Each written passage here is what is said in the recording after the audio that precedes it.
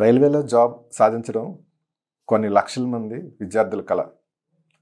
Suppose మనం ఏఎల్పిని తీసుకుంటే దాదాపుగా 10 లక్షల మంది అప్లై చేస్తే అందులో 9,970 మంది మాత్రమే సెలెక్ట్ అవుతారు.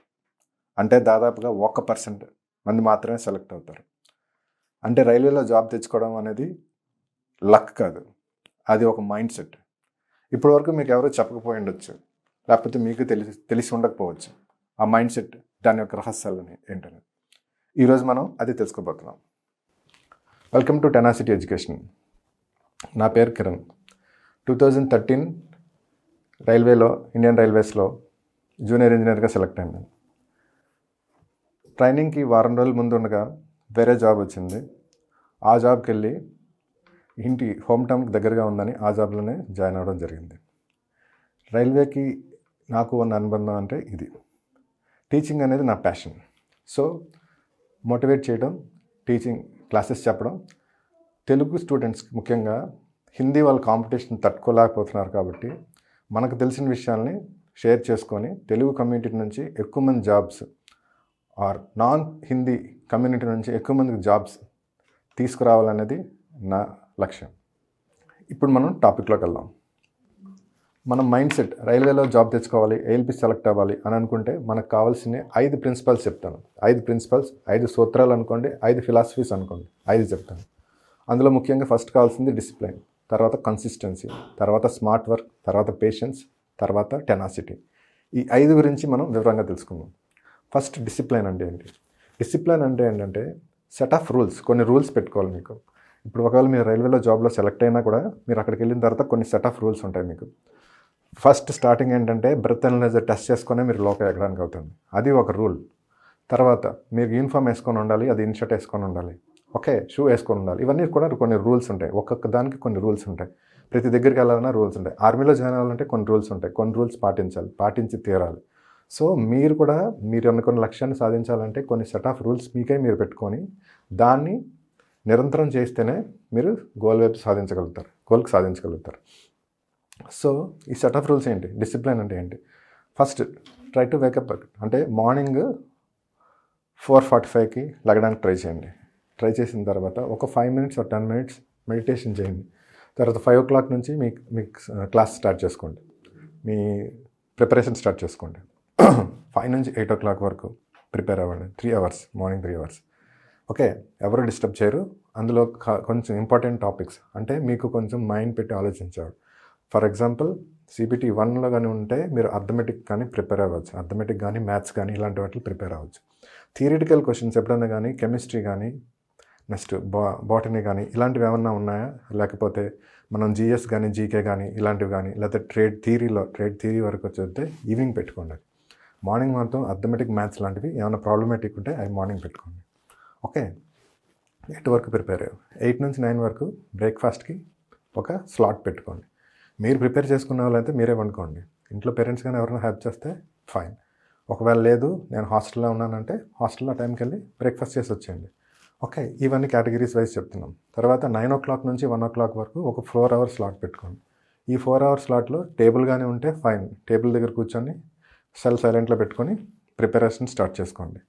ఒకవేళ లేదు, నాకు టేబుల్ లేదు అంటే ఒక మ్యాట్ చాప వేసుకొని దాని మీద కూర్చొని బుక్స్ ఆ రోజు ఏ టాపిక్ చదువుదాం అనుకుంటున్నారో ఆ టాపిక్కే స్పెసిఫిక్గా పెట్టుకోండి. సెల్ మాత్రం సైలెంట్ మోడ్లో పెట్టుకోండి, ప్రిపరేషన్ చేసుకోండి. ఓకే, ఇక్కడ ఏంటంటే ఒక వాటర్ బాటిల్ కూడా పక్కన పెట్టుకోండి.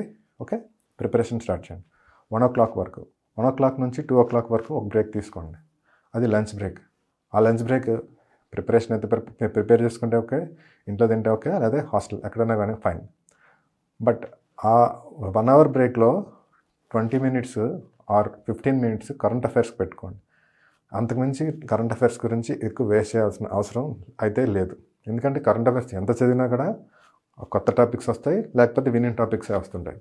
సో లాస్ట్ టైం మన ఇప్పుడు జరుగుతున్న గ్రూప్ డి వాటికి కూడా కరెంట్ అఫైర్స్ కొంచెం ఎక్కువ డీప్గానే వెళ్తున్నాడు. కాబట్టి మీరు కూడా ఒకసారి 20 minutes ఏదైనా స్పెసిఫిక్గా ఒక news paper, Telugu news paper అయినా పర్లేదు, English news paper, national wide కాబట్టి ఇంగ్లీష్ న్యూస్ పేపర్ ఒకటి పర్ఫెక్ట్గా చదువుకోండి. అక్కడ వరకు మీకు అయిపోయింది. 2:15కి మళ్ళీ స్టార్ట్ చేసుకోండి. నా మధ్యలో ఇవి లేదు, బట్ మీకు మధ్యాహ్నం పడుకోవడం ఏం లేదు ఇంకా. ఓకే, 2:15 నుంచి 5:15 వరకు ఒక స్లాట్ పెట్టుకోండి. ఈ 3 అవర్స్ ఒక సబ్జెక్ట్ ఒక టాపిక్ కవర్ చేసుకోండి. 5:15 నుంచి 6 o'clock వరకు బ్రేక్ తీసుకోండి.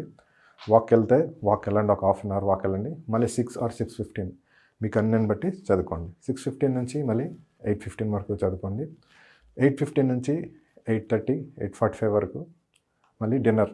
తర్వాత 8:45 నుంచి 10:45 or 11 o'clock మీరు ఫైనల్గా కంప్లీట్ చేసుకోవాలి. 11 నుంచి ఖచ్చితంగా మీరు చూసుకోవాల్సిందంటే 5 o'clock వరకు, లేకపోతే 10:45 నుంచి 4:45 వరకు రాత్రి 6 hours స్లీప్ ఉండేటట్టు చూసుకోండి. ఇవి సెట్ ఆఫ్ రూల్స్లో పెట్టుకోండి. ఇందులో రూల్స్ ఇంకా ఏంటంటే మీకు మీ కేటగిరీ బట్టి, మీరున్న పరిస్థితి బట్టి రూల్స్ మీరు మార్చుకుంటూ ఉండండి. బట్ ఓవరాల్గా ఓపెన్గా అందరికీ చెప్పగల రూల్స్ ఏంటంటే స్పైసీ ఫుడ్ అవాయిడ్ చేయండి. ఏదైతే ప్రిపరేషన్ ఉందో ఎగ్జామ్ మేబీ ఇన్ ఫిబ్లో ఉండదు, ఫిబ్ 15 తర్వాత ఉండొచ్చు, ఫిబ్ 15 తర్వాత ఉంటుంది. అంటే అప్రాక్సిమేట్గా మీకు 45 days దొరుకుతుంది అనుకుందాం టైం CBT 1కి.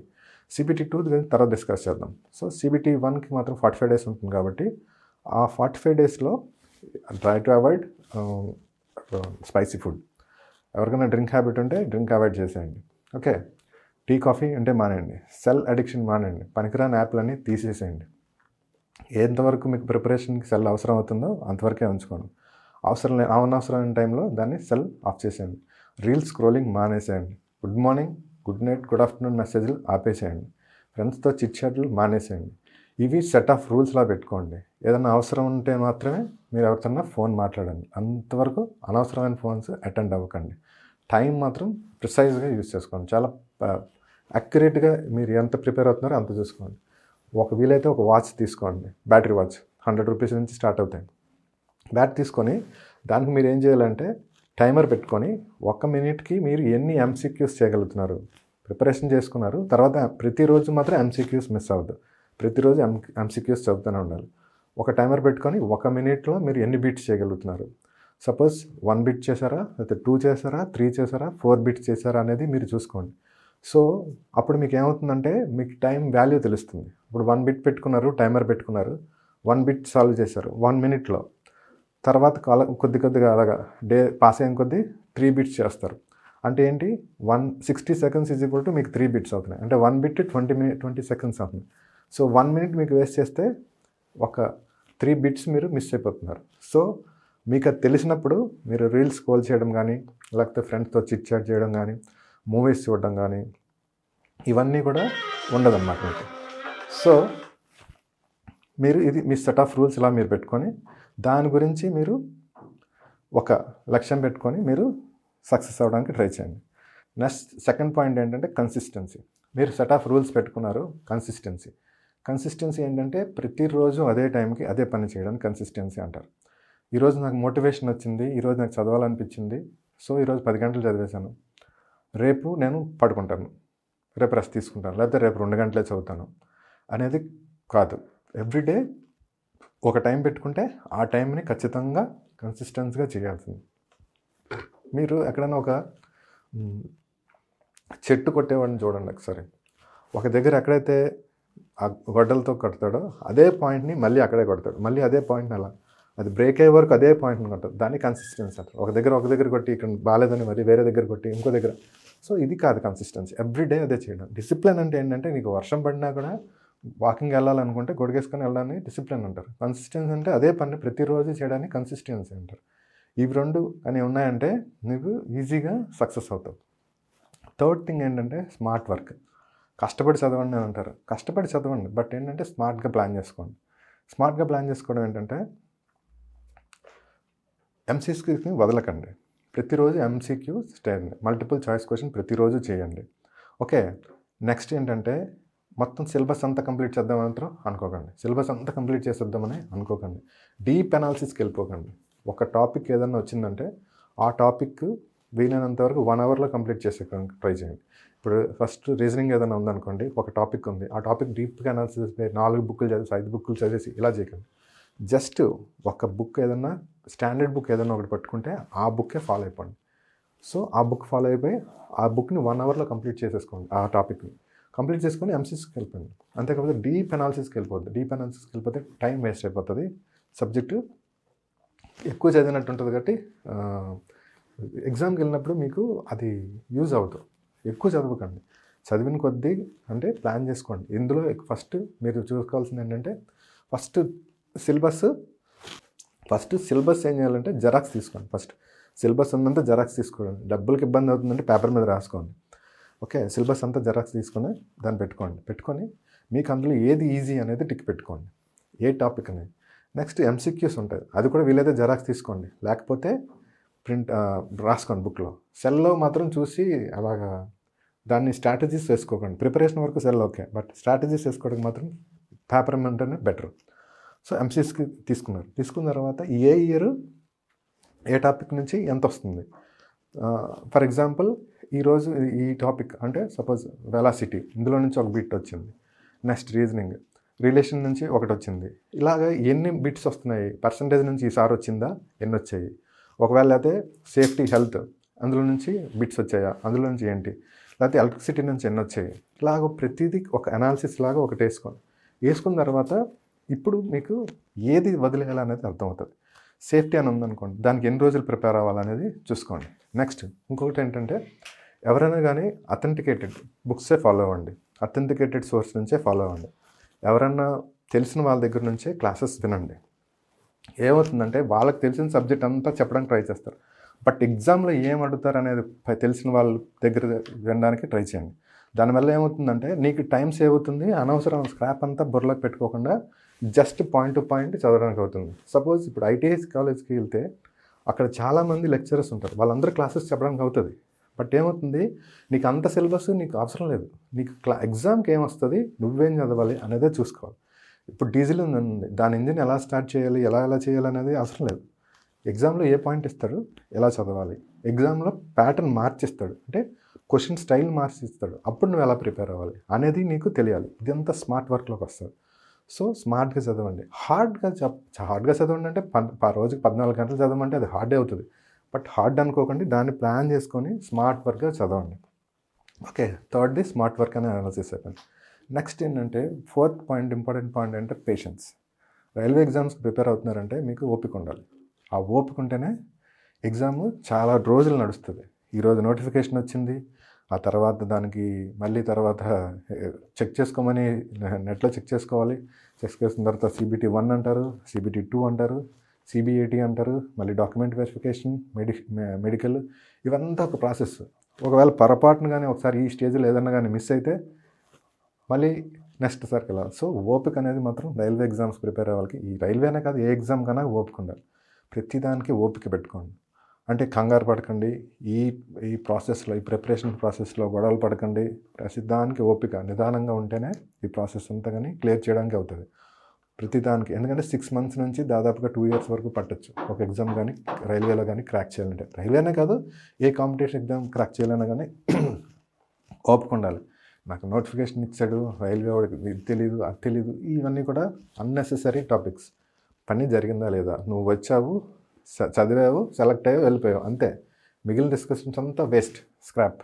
Okay, fifth thing and most important thing అంటే టెనాసిటీ అంటే ఏంటంటే దృఢ సంకల్పం, పట్టు వదలకపోవడం. నీతో పాటు వచ్చిన వాళ్ళందరూ కూడా సెలెక్ట్ అయిపోతుంటారు, ఒకవేళ నీ తర్వాత వచ్చిన వాళ్ళు కూడా సెలెక్ట్ అయిపోతారు. బట్ ఏంటంటే నువ్వు అనుకున్న లక్ష్యం, నువ్వు 1 year అనుకున్నావా, 2 attempts అనుకున్నావా, ఆ అటెంప్ట్స్కి మాత్రం స్టిక్ అవ్వు.